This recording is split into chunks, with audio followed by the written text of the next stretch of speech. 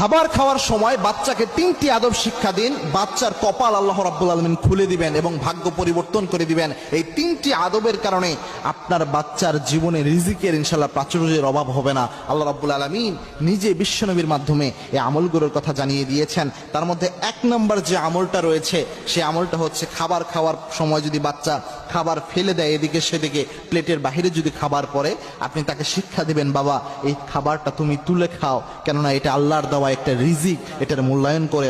মনে রাখবেন ওসমান রাদিয়াল্লাহু তাআলা আনহু এত সম্পদশালী কিভাবে হয়েছেন এটা যদি আপনি জানেন অবাক হবেন। একদা ওসমান রাদিয়াল্লাহু তাআলা আনহু বিশ্বনবীর দরবারে এসে হাজির হলেন, ইয়া রাসূলুল্লাহ আমার অনেক সম্পদ হয়ে যাচ্ছে।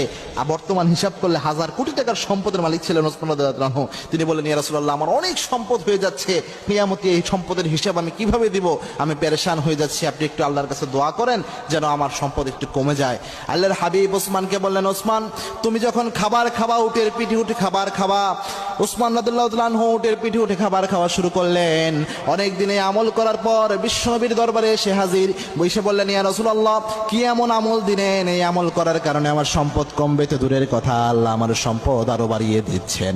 আল্লাহর হাবিব সাল্লাল্লাহু আলাইহি ওয়াসাল্লাম বলেন, ওসমান তুমি যখন উটের পিঠে বসে খাবার খাও, কোন খাবার যদি নিচে পড়ে যায় তখন তুমি কি করো? ওসমান রাদিয়াল্লাহু তাআলা আনহু বলেন, ইয়া রাসূলুল্লাহ কোন খাবার যদি আমার নিচে পড়ে যায় আমি উটের পিঠ থেকে নেমে ওই খাবারটা পরিষ্কার করে আবার ওই খাবারটাকে আমি খাই, কেননা এই খাবার হচ্ছে আল্লাহর নিয়ামত, এটার আমি নষ্ট করতে চাই না। বিশ্বনবী বললেন, ওসমান তোমার টাকা, তোমার পয়সা, তোমার সম্পদ আল্লাহ কখনো কমাবে না, পারলে বেড়ে যাবে, কেননা তুমি আল্লাহর রিজিকের মূল্যায়ন করো। সুতরাং খাবার খাওয়ার সময় যদি বাচ্চাদের এমন হয় খাবারের প্লেটের আশেপাশে খাবার পড়ে যায়, তাহলে চেষ্টা করবেন ওই খাবারকে তুলে খায় যেন, এই শিক্ষাটা তাদের, এই আদবটা শিক্ষা দেওয়ার জন্য। তাহলে আল্লাহ রাব্বুল আলামিন এই হাদিসের আলোকে জানা যায় যে তাদের আল্লাহ রাব্বুল আলামিন রিজিকের কখনো অভাব দিবে না।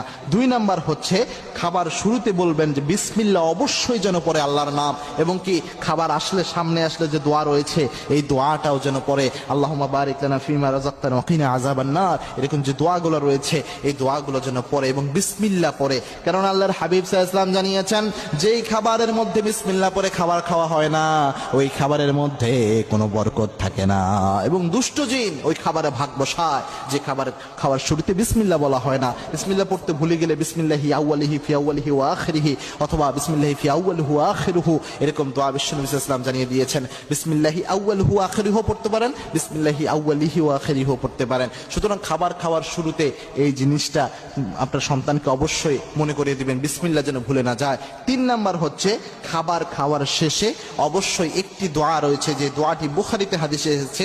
আমরা যে খাবার খাওয়ার শেষে দোয়াটা জানি এটা তার বাহিরে একটি দোয়া, এই দোয়াটা বিশ্বনবী সব সময় পড়তেন। খাবার খাওয়ার শেষে যদি শুধু আলহামদুলিল্লাহ বলে বাচ্চা, এতেও যথেষ্ট, কেননা প্রশংসা করলে বিশ্বনবী জানিয়েছেন যে বান্দা যখন প্রশংসা বেশি বেশি করে আল্লাহ তখন তার নিয়ামত বাড়িয়ে দেয়। আল্লাহ নিজেও বলেছেন যে লাইন শাকারতুম লাযীদান্নাকুম, তোমরা আমি আল্লাহ রাব্বুল আলামিনের শুকরিয়া আদায় করো, তোমাদের নিয়ামত আমি আল্লাহ রাব্বুল আলামিন আরো বাড়িয়ে দেব।